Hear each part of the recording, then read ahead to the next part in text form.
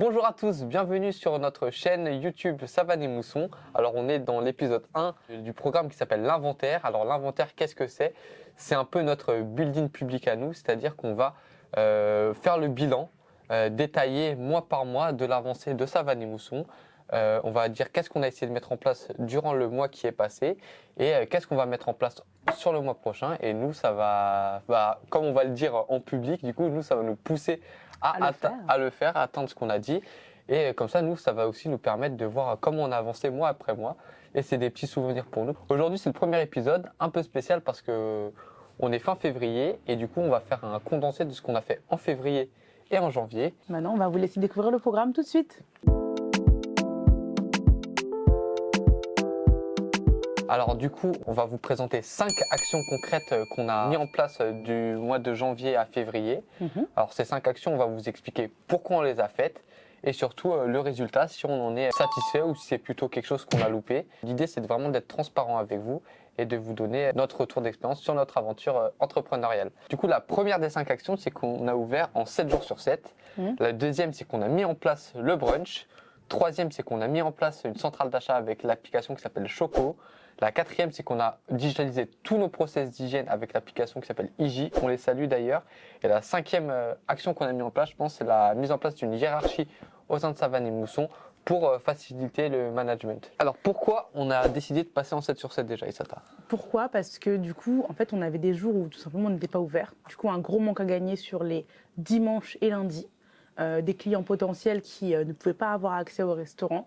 Et donc, pour nous, c'était assez frustrant. Et surtout qu'on avait les équipes pour pouvoir le faire. Donc, c'est tout simplement, on s'est dit, il faut ouvrir pour éviter le manque à gagner, pour éviter qu'il y ait des jours dans le restaurant où il n'y ait personne, où il n'y ait pas d'activité. Financièrement, on s'y retrouve assez bien parce que ça fait rentrer de l'argent tous les jours. Donc, pour nous, ça, c'est un pur bonheur. Ça faisait un moment qu'on voulait le mettre en place. On n'avait pas forcément pu parce que sur 2022, on avait, comme beaucoup de restaurateurs, un gros problème de main-d'œuvre. On n'arrivait pas à recruter. C'est l'effet inverse qui s'est passé, c'est qu'à arriver fin décembre, on avait trop de personnel et la seule solution qu'on avait trouvée, il fallait soit virer quelqu'un et du coup, c'était pas cool, soit mettre en place un roulement et du coup passer en 7 jours sur 7. Et là, du coup, on pouvait trouver du travail pour tout le monde sans avoir à renvoyer quelqu'un ou avoir à réduire les horaires de chacun. Ce qui était compliqué avec ça, justement, c'est de mettre en place ce roulement.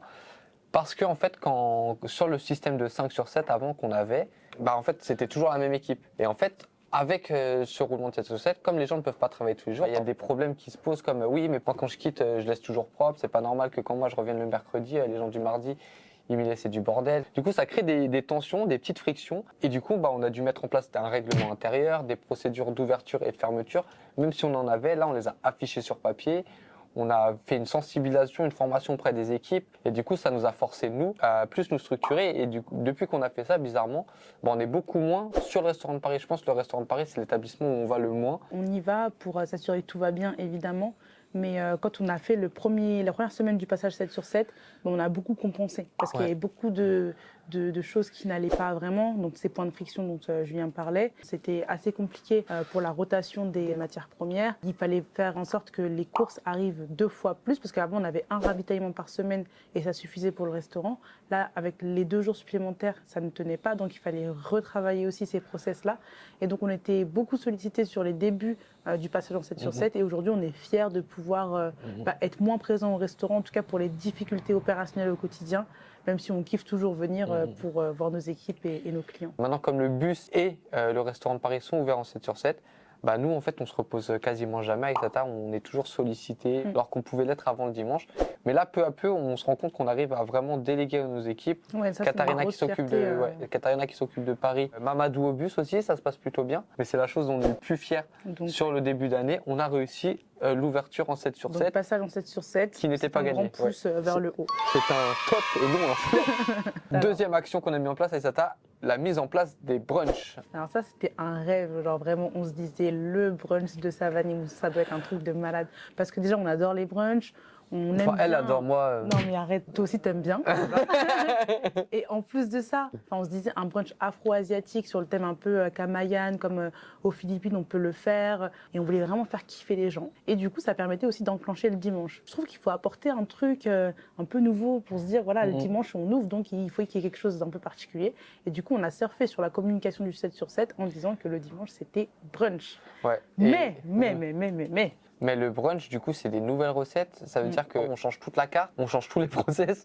Et du coup, la mise en place, elle n'est pas pareille. Le seul retour négatif qu'on a sur le brunch, c'est les gens qui viennent au restaurant et qui ne savent pas qu'on fait brunch et qui disent ouais, mais pourquoi vous faites un brunch? Moi, je veux goûter les sushis et tout ça. Vrai, je veux goûter les Vous imaginez, Californiens. on se casse la tête à lancer des nouvelles recettes et les gens ils viennent au restaurant en disant ah, il n'y a pas les sushis. Non, mais attendez. On s'est même pris une mauvaise note sur Google pour ça. Et nous, on aimerait bien faire les sushis tous les jours, enfin la carte classique tous les jours. Ça nous demande beaucoup moins de taf, beaucoup moins d'orgas. Mais nous, ça nous plaît d'introduire des nouvelles recettes. Ça nous permet de nous entraîner aussi pour la partie traiteur. Parce que du coup, comme on a des recettes de brunch, ça nous arrive qu'on nous sollicite en traiteur pour des brunchs. Et du coup, vu qu'on a l'expérience, on voit comment on fait, ça nous permet, en plus du restaurant de Paris, d'ajouter ça sur la carte traiteur. Et même, pourquoi pas, si la population le veut, de Saint-Maur, quand on réouvrira la terrasse de Saint-Maur, pourquoi pas introduire le brunch aussi le dimanche. Là où on est un petit peu déçu, par contre, c'est sur la fréquentation. On a du monde, c'est sûr, mais on attendait quand même plus de monde. Moi, je me disais, c'est l'événement de Savane et Mousson, quand même, c'est le brunch. D'ailleurs, si vous regardez cette vidéo, n'hésitez pas à venir. Il y a brunch tous les dimanches au 47 boulevard Richard Lenoir à Paris 11. Donc voilà, on vous attend et surtout, on a des super recettes et des super retours de la part des clients. Donc toi, bilan, est-ce que tu dirais que c'est un top flop? Sur l'aspect qualité de l'offre, franchement, je trouve que c'est top. Mais sur l'aspect retombée, c'est vrai que le dimanche, ça arrive au compte-goutte. Alors, est-ce que c'est les horaires qui sont pas bons? Parce que sur la première partie, entre 11h et 13h, on a quasiment personne. Tout le monde vient à peu près vers 13h, 13h30, 14h, jusqu'à 16h, 16h30. Et du coup, peut-être que c'est nous, on a mal calibré l'horaire d'ouverture en vrai. Peut-être. Si vous êtes déjà venu au brunch ou si vous avez l'intention de venir et que vous avez des retours à nous faire pour qu'on puisse améliorer tout ça, on attend vos retours. Exactement. Troisième point, alors, c'est la mise en place de Choco de la centrale d'achat Aïssata. Qu'est-ce que tu peux nous dire à ce sujet? Comment on s'organisait avant Choco? Il y a des groupes WhatsApp pour chaque entité. Donc le bus a sa conversation WhatsApp avec la cuisine centrale, le restaurant a sa conversation avec la cuisine centrale, etc., etc. Et en fait, ce qui se passait, c'est que les responsables de chacun des sites passaient commande auprès de la cuisine centrale en disant voilà, il me faut telle et telle et telle chose. Et du coup, toutes les commandes en interne chez Savane et Mousson se passaient sur WhatsApp. Mais imaginez la catastrophe déjà, il fallait que la personne en cuisine, au labo, l'ait vue. Il faut qu'elle l'ait comprise, il faut qu'elle l'ait préparée, il faut qu'elle l'ait vérifiée. Et ça, c'était vraiment plusieurs points qui faisaient qu'il y avait la possibilité de créer des erreurs. Et donc, ça, pour nous, c'était impensable. Et Julien, il a plein d'anecdotes d'ailleurs par rapport à ça. Je me souviens d'une fois notamment où Mamadou, il avait envoyé, Mamadou c'est le responsable du bus, il a envoyé à la cuisine centrale. J'ai besoin de couverts. J'ai besoin de couverts pour manger. Et Sidi, au labo, il voit ça. Je sais pas s'il a été pas rêvé ou quoi, il voit couvert. Il dit ah ouais, c'est que ça veut dire couvercle.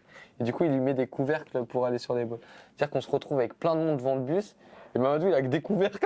Et les gens, ils vont pas manger les couvercles. En fonction des sensibilités de chacun, ils appelaient les choses un peu comme ils veulent. Pour le restaurant de Paris, on utilise des feuilles de nori pour rouler les California Rolls. Un coup, ça s'appelle feuille de nori, un coup, feuille d'ail, un coup, juste nori, un coup, juste feuille, un coup, juste algues. Et du coup, en fait, ça prêtait à confusion entre les équipes. Et du coup, pour uniformiser ça, on a mis un nom avec une référence sur Choco. Ça peut paraître anodin.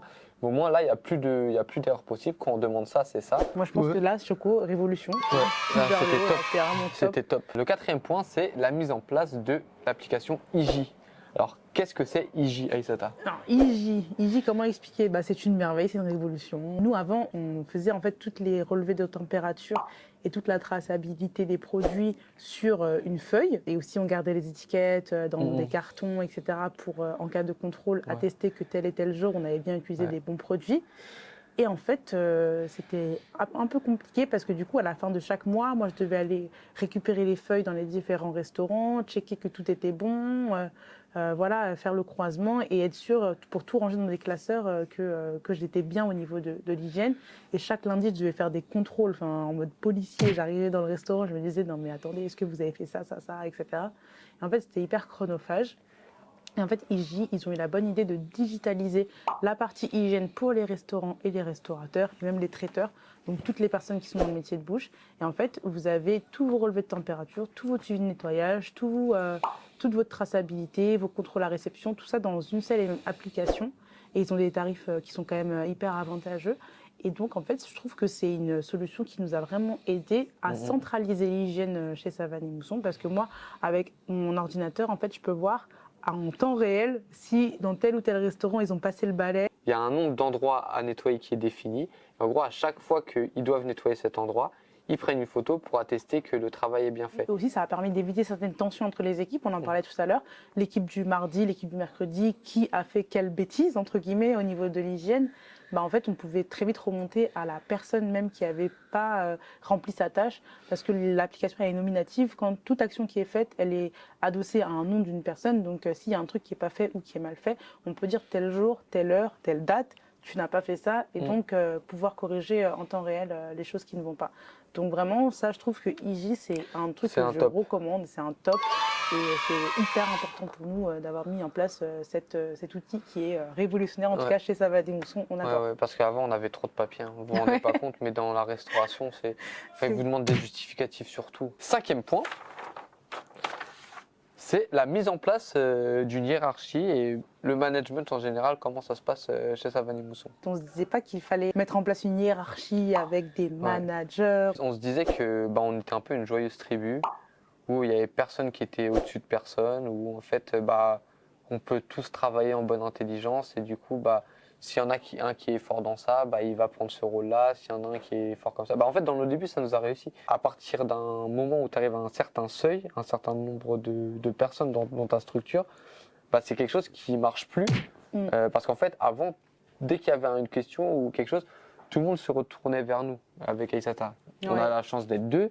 C'est-à-dire quand on était 5, il y a 2 personnes qui vont me voir, 3 personnes qui vont voir Aïssata. Quand on est 10, j'en prends 5, Aïssata elle en prend 5. Mais là, comme on arrive à être une vingtaine, 10 personnes qui tous les jours me parlent, 10 personnes qui tous les jours parlent. En plus, qui te parlent pour répéter parfois les mêmes choses.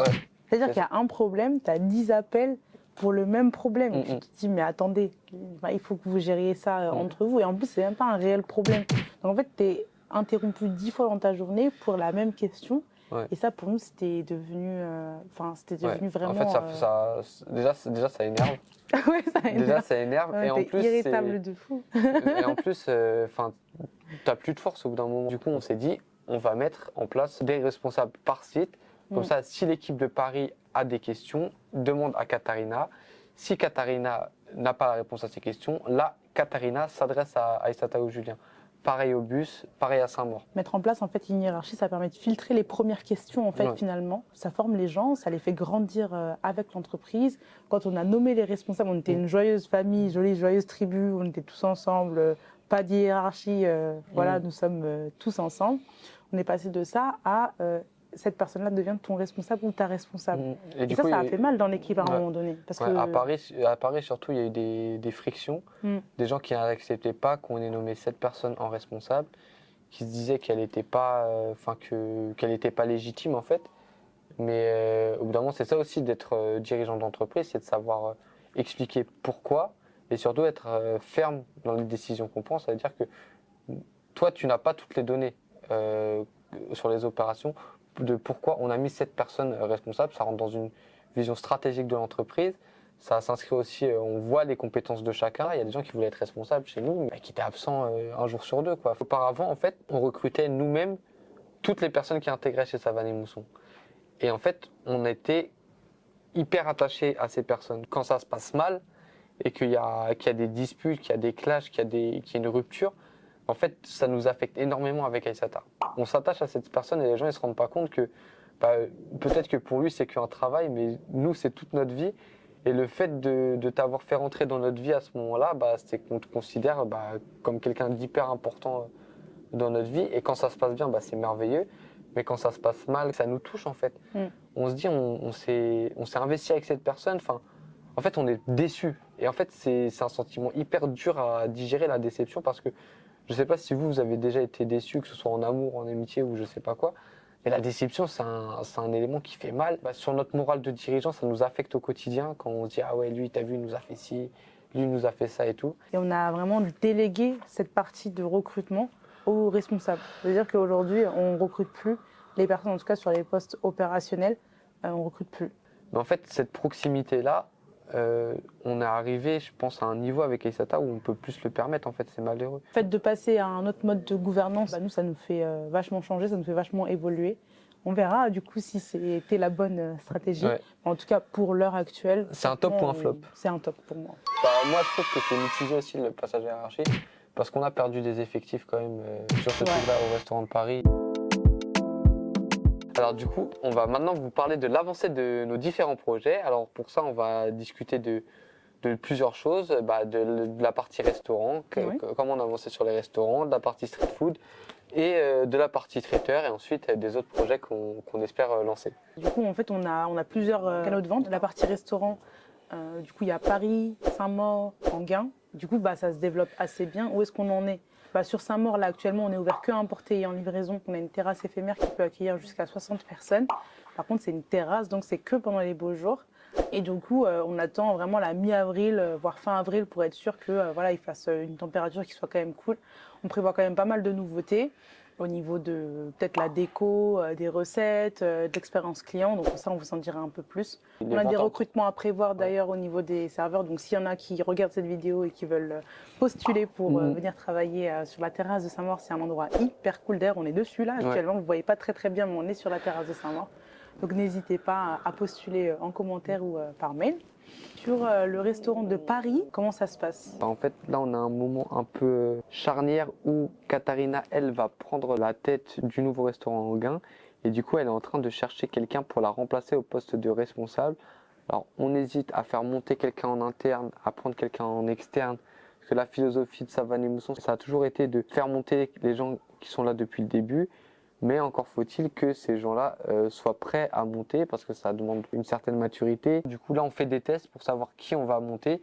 Mais si au jour de l'ouverture de Enghien, on n'a personne, on sera obligé de recruter quelqu'un d'extérieur à l'entreprise parce que même si c'est pas vraiment dans notre manière de faire, dans notre philosophie, en fait, le temps presse. Autre chose qu'on aimerait bien mettre en place à Paris aussi, c'est un peu plus de soirées à thème. Un peu plus faire vivre le restaurant, créer des vraies expériences au sein du resto. Donc on va voir aussi si ça, c'est quelque chose qu'on arrive à mettre en place. On pensait soit à des soirées à thème, par exemple la personne qui vient le mieux habillée ou alors qui est bien conforme au thème de Savane et Mousson, c'est-à-dire Afrique, Asie, peut recevoir des cadeaux ou mettre en place des soirées karaoké pour ceux qui veulent. Enfin, tout ça, on est en train d'étudier comment on peut faire plus une vie autour du restaurant. Et ça, on vous tient au courant du coup sur le prochain épisode si on le fait ou si on le fait pas. Alors sur la partie street food, qu'est-ce qu'on peut dire? Le petit food truck jaune, pour ceux qui l'ont connu, il est en réparation.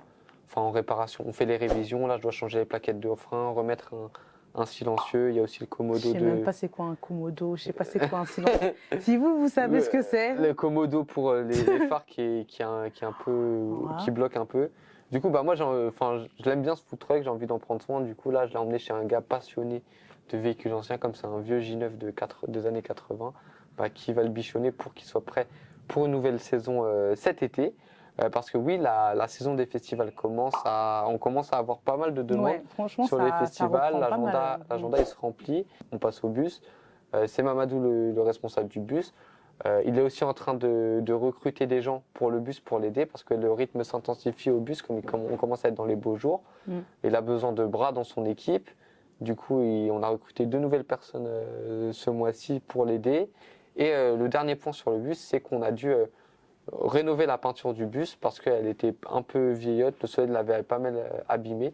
Et du coup, là, on est en train de refaire la décoration du bus. On avait commencé en début de semaine, mais là, qu'est-ce qu'il a fait froid. J'étais en train de fixer la déco, j'allais tomber malade, il faisait trop froid en plus. Je suis monté avec une échelle tout en haut du bus. Ça, on va vous mettre des images. Ça. Mais il faisait trop froid, j'ai dit, c'est bon, on arrête. On refera ça demain. Et en fait, le lendemain, on n'a tellement pas eu le temps. Comme les sujets s'enchaînent et tout. Du coup, là, ceux qui passent au bus, la décoration n'est pas finie, mais on essaie de la finir ce week-end, promis, juré. Pour la partie traiteur, Aïssata. C'est pareil que le food truck. En fait, dès que les beaux jours arrivent, tout de suite, ça commence à se ressentir en fait sur le carnet de commandes. On a des demandes pour des mariages, on a des demandes pour des séminaires. On a une demande, mais je peux pas en parler, impossible, avec des personnalités politiques. En fait, c'est le plus grand. En fait, c'est pas encore bouclé, Mais si ce truc, c'est le plus gros truc qu'on aura fait en C'est le plus gros truc qu'on aura fait en traiteur. Vraiment, incroyable événement, incroyable rencontre avec une personnalité politique à prévoir. Et franchement, on est déjà honoré d'avoir été appelé pour ça. Enfin, moi, je me dis, mais attendez, Savane et Mousson va faire ça? Non, mais moi, je suis choquée. Mais en tous les cas, la saison traiteur se profile hyper bien. On a des beaux contrats qui arrivent. Et du coup, bah, on recrute aussi des extras, ça on ne le dit pas assez, mais des personnes qui ont un contrat qui ont un statut d'auto-entrepreneur et qui veulent travailler chez Savane et Mousson, c'est possible. Il faudra juste nous donner vos disponibilités et nous on vous recrute avec grand plaisir tant que vous êtes à l'aise avec le service. Et que vous êtes ponctuel. Par contre, vous avez une chance sur la ponctualité. Ah, oui. Autant sur le traiteur, c'est vraiment le moment où on ne peut pas être en retard, on ne peut pas chier parce que le client il a payé pour une prestation nickel et du coup on se doit d'assurer un service nickel et ça passe par la ponctualité des équipes. Voilà. Julien remet des coups de pression au passage. Ne vous inquiétez pas, je le tiens. Il ne va pas vous manger. Mais en tout cas, oui, sur la partie traiteur, ça se profile bien. On est hyper contents. Du coup, alors on vous a un peu expliqué ce qu'on a fait sur les mois de janvier et février, mais maintenant on va vous expliquer un peu ce dont on a besoin, qu'est-ce qu'on a besoin, etc. Moi, je vais te dire la première chose qu'on a besoin déjà, que toute entreprise a besoin, ce sont des clients, parce que ce sont les clients qui vous font vivre. Ce n'est pas des subventions, ce ne sont pas des prêts bancaires, ce n'est pas toutes ces choses-là. Pour moi, une entreprise, ça vit avant tout grâce à ses clients, et c'est ça le bon modèle de croissance, c'est une entreprise qui vit grâce à la valeur qu'elle fournit à ses clients. Pour les clients, oui, on peut dire, on a mis en place une offre de fidélisation aussi. Au bout de 5 passages en caisse, vous avez déjà un accompagnement qui vous est offert. Et puis au bout de 10 passages, là, c'est carrément une remise monétaire en fait, sur votre addition. Et ça se cumule, en fait, c'est automatique dès que vous donnez votre nom à la caisse. Et ça, en fait, c'est bien pour nous parce que du coup, il nous faut des clients, il faut les fidéliser. Ça coûte beaucoup moins cher de convertir un client qui est déjà venu parce que si vous arrivez à créer une bonne offre de fidélisation, là, Aïssata parlait de remise, on a d'autres idées avec Aïssata. Pourquoi pas créer une espèce de club où les gens qui sont venus vraiment beaucoup, on les invite à des dégustations pour de nouvelles recettes. Enfin, essayer vraiment de faire vivre une communauté. Moi aussi, j'aimerais bien toucher un peu au Web3 en mettant en place des cartes de fidélité, mais sous forme de NFT où tu gagnes des points, tu gagnes des badges, un peu comme dans Pokémon et tout, qu'une fois que tu as fait, tu as gagné plein de trucs. Bah, bref, j'ai plein d'idées, mais bon, c'est pas le sujet de cette vidéo. On pense beaucoup à acquérir de nouveaux clients et je trouve qu'on pense pas assez à récompenser ceux qui sont déjà venus et surtout à les fidéliser pour qu'ils reviennent. Alors, ce dont on a besoin également, on a déjà un peu abordé, mais c'est de la main-d'œuvre. On a besoin de personnes qualifiées. Aujourd'hui, on passe sur un nouveau modèle où on se dit, avec Julien, on a besoin de recruter des gens qui sont plus doués que nous, qui vont vraiment apporter quelque chose à l'entreprise. Parce que c'est vrai qu'on avait une stratégie où on se disait, on prend des personnes juste qui sont motivées, pas nécessairement qui ont de l'expérience, parce que nous, on a beaucoup de choses à transmettre. On voulait vraiment transmettre notre savoir. Aujourd'hui, ça a marché. On a des cuisiniers, genre vraiment, ce sont des crèmes d'amour. Je les aime d'amour tellement que je les aime. Et ils sont hyper fidèles, ils travaillent bien parce qu'ils ont appris, tout ce qu'ils ont appris, ils ont appris avec nous. Donc ça, c'est magnifique. Mais aujourd'hui, on a besoin d'aller plus loin et de dépasser nos objectifs. Donc on a besoin de compétences extérieures, de personnes qui soient hyper qualifiées. Du coup, c'est pour ça qu'on recrute un chef de production de laboratoire. Parce que du coup, il nous faut de la structuration, des process. Actuellement, le chef de production, c'est Louo. Malgré toutes ses qualités, je pense que c'est un très bon second. Il est hyper efficace, hyper rapide et tout ça. Mais ce qui lui manque, c'est un peu le côté vision d'ensemble. On espère qu'en recrutant un chef de production et que Louo se forme, sur la partie production, on est un peu arrivé au bout de ce qu'on pouvait transmettre à nos équipes. Mais l'idée, c'est vraiment de faire rentrer dans la boîte quelqu'un qui a vraiment de l'expérience dans ce domaine. On a besoin d'un serial killer. Quand je dis serial killer, c'est littéralement le mot en commercial, mais quelqu'un qui va vraiment faire péter le business Savane et Mousson dans tous les endroits, dans les centres commerciaux, trouver des nouvelles opportunités, faire en sorte qu'on soit en référence dans plusieurs entreprises en tant que traiteur, que justement le camion food truck qui est en révision actuellement, il soit booké dans tous les festivals d'Île-de-France. Enfin, vraiment quelqu'un qui a une vision d'attaquant et qui va vraiment aller chercher du business aussi bien que Mbappé. Vraiment, c'est un attaquant. C'est quelqu'un qui va vraiment aller droit au but et qui va faire rentrer le maximum d'opportunités business pour Savane et Mousson. Je suis douée à ça, mais aujourd'hui, il faut que je me démultiplie et qu'on soit plusieurs à le faire. Déjà, on commence par un et puis on verra pour la suite, mais en ce cas-là, tout de suite, on a besoin de ça. Le troisième point, c'est d'améliorer les process et de mieux structurer parce que aujourd'hui, l'hypercentralisation, le fait que tout passe par une cuisine centrale, ça nous rajoute énormément de coûts logistiques. Et le prix de l'essence, le salaire du livreur, l'entretien des véhicules, ça coûte cher. Du coup, nous, dans notre logique avec Casata, on se dit, vu qu'il y a des livraisons qui partent, autant faire venir toutes les courses à Saint-Maur pour qu'on puisse dispatcher entre les différents sites. Mais en fait, ça prend énormément de temps de recevoir toutes les courses parce qu'on reçoit des quantités immenses. Contrôler qu'il n'y ait pas d'erreur, ça nous rajoute du taf à nous. Alors que ce taf, on pourrait le donner bien gentiment à nos fournisseurs qui seraient ravis de s'en charger pour nous. Maintenant, on va parler du sujet qui intéresse tous ceux qui regardent cette vidéo parce que je sais que vous nous regardez exactement pour ça. On va parler d'oseille. Alors l'objectif, le chiffre d'affaires de Savane et Mouzon sur 2023. On a dit un peu partout sur les réseaux sociaux qu'on a fait 1 million de chiffre d'affaires parce qu'en fait, peut-être qu'on l'a un peu trop répété, mais nous on était trop, en fait, on était choqués. On était trop contents, on était choqués. Et on était hyper choqués, c'est vrai. On s'est dit, mais attends, en vrai, c'est pour ça qu'on a souffert en fait en 2020. On était grave fatigués. Et genre à ce moment-là, je crois en octobre, on avait fait genre 800 000, un truc comme ça. 700 000 ou 800 000. Je me disais, mais là, on est proche du million, mais on n'y arrivera jamais, je suis trop fatiguée. Et au final, on l'a fait. On l'a fait. On l'a fait. Du coup, sur 2023, notre objectif, c'est de faire les 2 millions d'euros de chiffre d'affaires. Ça va être du taf, mais du coup, on a décidé de répartir de la manière suivante. 750 000 euros sur le restaurant de Paris, ce qui est faisable. Sur Enghien-les-Bains, on espère faire 500 000 sur la première année, en sachant qu'on ne sera pas ouvert avant mars-avril. Du coup, 500 000. Pareil sur le traiteur et Saint-Maur, 500 000, parce que pareil, Saint-Maur, c'est pas ouvert toute l'année, c'est que entre avril et octobre. Et sur la partie food truck, le festival, on espère faire 350 000. On sait qu'on peut le faire s'il n'y a pas de loupé. Pour l'instant, les chiffres sont bons là sur les 2 premiers mois. Mais on touche du bois. Mais il va falloir se bouger le cul pour atteindre cet objectif. Et ça va pas être facile. Sur les prochaines vidéos, on vous fera un point sur est-ce qu'on a réussi à atteindre notre chiffre d'affaires ce mois-ci, prévisionnel ce mois-ci. Alors, et du coup, on aimerait bien conclure cette vidéo, comme on vous l'a dit, par qu'est-ce qu'on va essayer de mettre en place sur le mois de mars, le mois prochain. Nos 3 engagements. Ce qu'on s'engage à vous montrer dans la future vidéo. On va organiser une grosse session de recrutement. On a déjà commencé d'ailleurs.